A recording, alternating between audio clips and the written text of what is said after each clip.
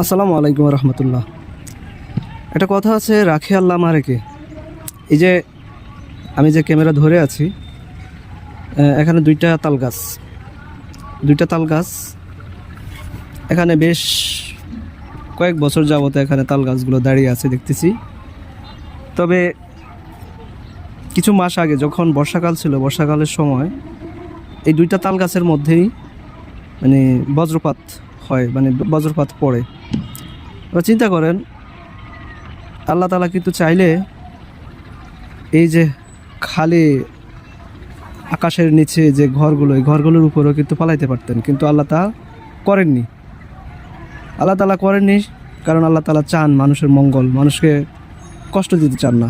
কিন্তু আমরা নিজেরাই নিজেদের কষ্টকে ডেকে আনি, নিজেরাই নিজেদের দুর্ভোগকে ডেকে আনি।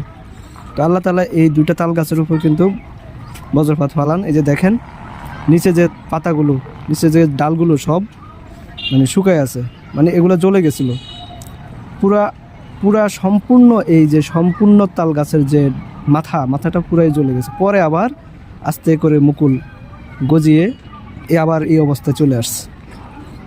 চিন্তা করেন। এই জন্যই বললাম যে রাখে আল্লাহ মারেকে।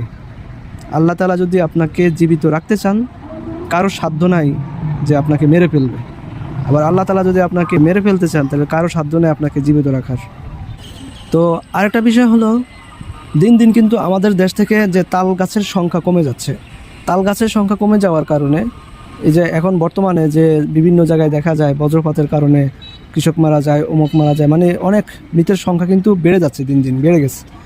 কারণটা হলো এই যে তাল গাছ যেখানে থাকবে এখানে কিন্তু বজ্রপাতের মানে যে দুর্ঘটনাগুলো কম ঘটে যাওয়ার সম্ভাবনা বেশি। কারণ তাল গাছের মধ্যেই তখন এই বজ্রপাতের যে একটা কানেকশন, সেটা চুম্বকীয়ভাবে এটা একটা বৈজ্ঞানিক আছে যে তাল গাছ যেখানে থাকবে সেখানে আপনার যে বজ্রপাত, সেই বজ্রপাত অন্য জায়গায় না পড়ে তাল গাছের উপরে পড়বে, আর তাল গাছ সেটাকে টেনে নেয়। সেই জন্য আমাদের উচিত আসলে বেশি বেশি করে তাল গাছ, যে আরও যেসব বড় বড় গাছগুলো আছে সেই গাছগুলো আসলে লাগানো, যেন আমাদের পরিবেশ, আমাদের প্রকৃতি যেন সুন্দর থাকে, ঠিক থাকে। এই যে শহরে এত আবহাওয়ার বিপর্যয় কেন, শহরে এত ধুলাবালি, কার্বন ডাইঅক্সাইডের পরিমাণ, কারণ সেখানে গাছপালা কম। তো আমাদের উচিত বেশি বেশি গাছ লাগানো, পরিবেশকে সুন্দর রাখার।